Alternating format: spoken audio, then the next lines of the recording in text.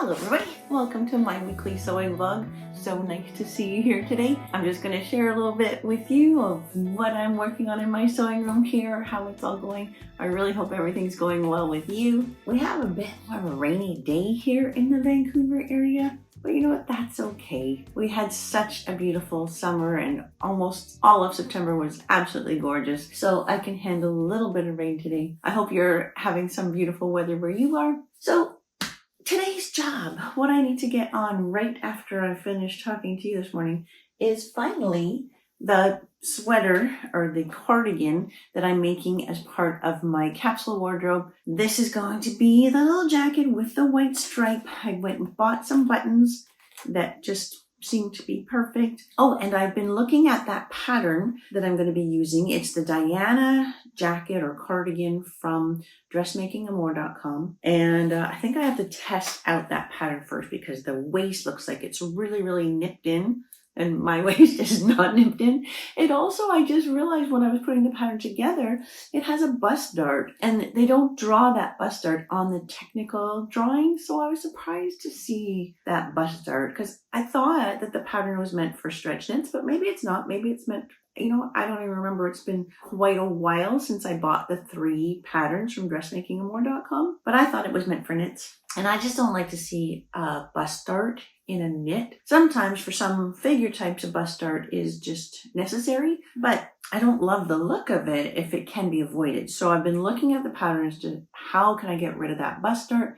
And I think I've seen my way to a good way to move that extra fullness into the armhole and a little bit into the waist. So this video will have a little bit of dart manipulation in it right at the beginning, but then I think it'll be fairly straightforward after that. So that's the big job that I've got going this week. For recent bigger tutorials, the most recent video was the lace dress that I turned into kind of like a little cardigan. Well, I called it a cardigan, but I don't know if that really is the correct term, but a little lace jacket. Really, really nice, excited and kind comments on that one. Thank you so much. And I actually wore it last night to my colleague Danielle's wedding. Danielle is the bride, not the most recent bride that I altered for, but the bride at my old job where I just made that little piece on the back for her. I was so thrilled when I got to her wedding yesterday. Gosh, it just looked beautiful. She had a veil over it, so I couldn't really see, but the whole dress just looked beautiful. Oh my gosh, she was just stunning. I got a little bit of photos with her and a couple of my favorite colleagues that I miss from my old job. And her daughter, remember I fixed the 2 bridesmaids dresses for her $2. One of them was just a hem, easy peasy. The other though, I was a little worried because you remember the bust point was a little bubbly after I did the princess seam alteration. It was kind of bubbly and so I fixed it. But then she was off to college at that point and wasn't coming back home until like the day before the wedding or something. So I texted Danielle when I knew Brooke would be back from college and I said like, did she try it on? Is it good? And she said, yeah, don't worry, it's perfect. And it was. It looked beautiful. Danielle and her 2 daughters just looked so beautiful. So it was really nice to see everybody in all of their finery at the wedding. It was lovely. And it was nice for me to have a chance to wear my little lacy jacket. I wore it in with the whole like winter white look. And I figured that I wouldn't be competing with the bride since I was wearing it with kind of a corduroy jean. I just went to the reception part of the wedding, so I didn't get too dressed up in it. I thought that lacy top kind of hit the right tone. So that was fun. And then the next big tutorial that was supposed to come out, oh my goodness, was a beautiful sweatshirt that I had thrifted in New York. And I made it into more of a bomber jacket style. Absolutely thrilled with it. Like love it. But then the video has like a 5-minute section, like 5 whole minutes in a video is a long time, but it has this whole 5-minute section where my filming, just for whatever reason, is all blurry.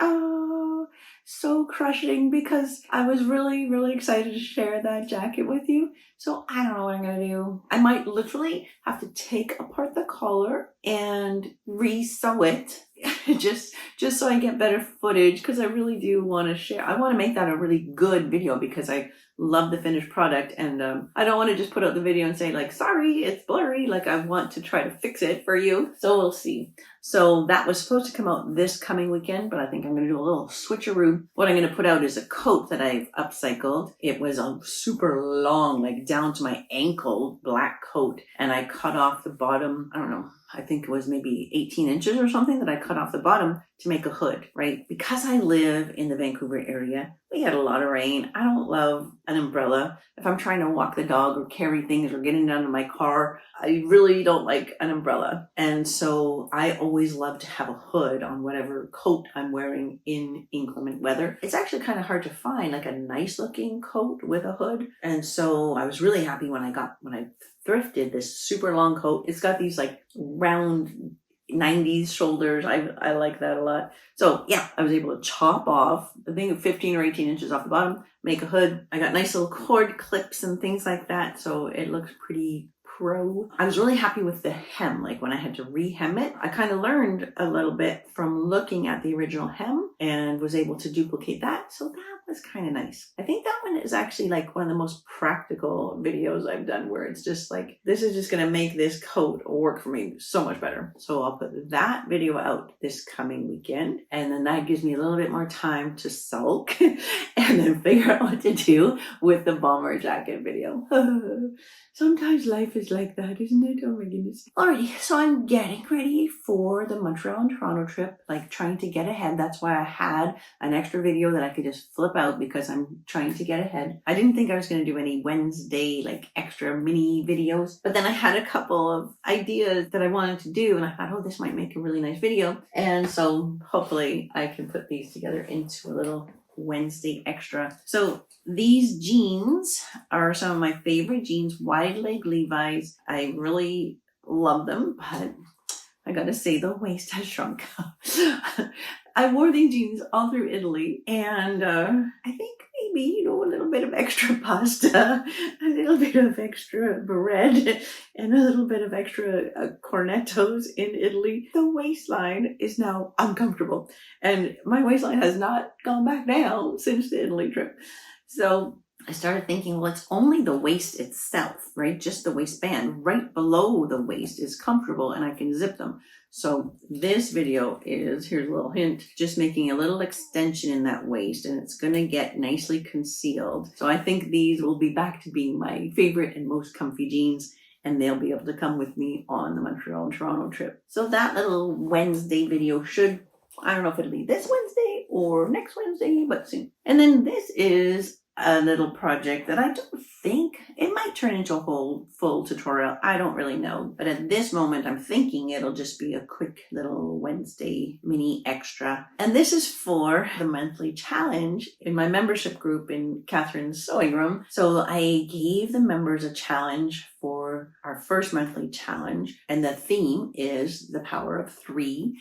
And so do you remember that Triptych t-shirt that I put out? I think that video came out in June. I thought, well, why don't I try that with hoodies? Because I have 2 crew neck sweatshirts from my old job. This is my old school, and this is an association that I guess I am still part of, but not as active. This is from THESA, the Home Ec Teachers Association. So I kind of like have some affection for these two, but honestly, I never wear a crew neck sweatshirt, like ever. I prefer a hoodie. Like I always like layers that can come and go. And so I just went thrifting and found just the perfect little gray zippered hoodie. And it's, when I say perfect, it's like perfect for this project. There's nothing wrong with it. But when I put on just a plain gray zippered hoodie, I just don't feel fantastic. It just doesn't feel like me. I just want to like, I don't know, zing it up a little bit. And so I thought, why don't I put these 3 together? And so that'll make it a little more colorful, a little more interesting and creative, and I'll feel good about that.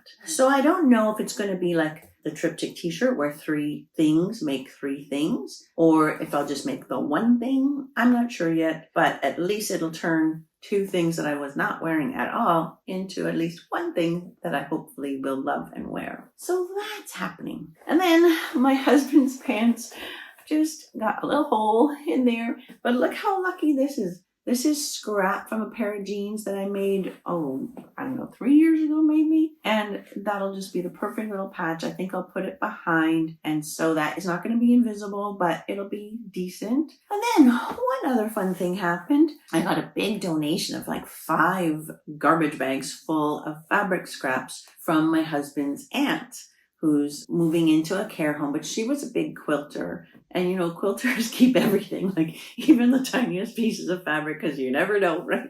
So there was a lot of that, a lot of little tiny pieces of fabric. But the bigger pieces I'm going to be donating to my old school, because the sewing program there can always use things like that. But for me personally, I kept a few things like basics, like a piece of like black denim, some white cotton, like just some pretty basic things. But this was a nice little treasure that I found in that donation. Like these are 2 separate but matching quilt tops. She sent all the patchwork for these 2 beautiful twin, I think they're twin size quilts, but it's just the, you know, the top layer, the quilt face, but there's 2 of them. And so I talked to my son's girlfriend and said, like, what size bed do you have at your house? Like, do you like this? Would this be good for your bedroom at home? And so she has a queen size bed. And so she and I are going to have a little project where we put these 2 together to make a queen size quilt for her. So that's kind of nice. It's nice to have a sewing project with my son's girlfriend.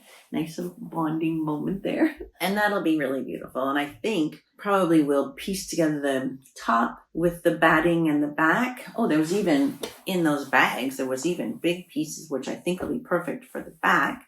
And look at this. She had like made all of the binding as well. So that's quite a nice little gift. Okay. There's a bag of some of the extra fabrics. So that's pretty amazing. That's quite a nice treasure. So that's happening. Oh, and also in the bags, there was just this. Look at this. Like this whole container of needles. So many, 3, 6, 9, 10, 11 packages of universal needles, which truth be told, that's 90% of what I use. I use universal needles for almost everything. But there's also some ballpoints, some leather, quilting, jeans, double needle, microtech, stretch. Like that's a treasure trove, right? Like you know how expensive needles can be. That's a really nice gift. Oh, and I just wanted to mention too, after last vlog where I said that I hadn't really done any big hikes or anything because my husband's back had been hurting him so much. It was really bad. Like it's been 3 full weeks, and the closest thing we've been able to figure out is maybe it's a herniated disc, something like that. When I mentioned that on the vlog last week, so many people sent him best wishes and such kind thoughts, and I just, gosh, don't I just have the nicest viewers on YouTube? Like, thank you so much for all of those warm wishes. And I gotta tell you, I found the best way to cure a back. This is the best way. If your husband has back problems, what you gotta do, you gotta go to a furniture store, spend way too much money on a piece of furniture that you don't even want. It does not even go with your decor. You gotta buy that, and as soon as you've paid that money, his back's gonna start to feel better. Oh my goodness, that's exactly what happened. So we went and we bought this, like not a lazy boy, but like super big comfy recliner. He insisted that we get the love seat because he knew that I would also find it super comfortable. So we got the love seat. It's kind of monstrous. Like it's this crazy looking contraption, but I gotta tell you, it's so comfortable. We bought that on Saturday. Literally Sunday morning, he woke up and said that his back was feeling better. It's going to be delivered on Wednesday. I'm sure he'll just be like fit as a fiddle by then. No problem. What can you do? Anyway, I think we've just kind of accepted that love seat is just part of the retirement plan. So I think that just about wraps it up for today. I hope you're doing great. I hope you're getting up to some good creative projects and enjoying life. So I'll see you again, maybe on Wednesday, definitely on the weekend. And until then, you take care. Bye.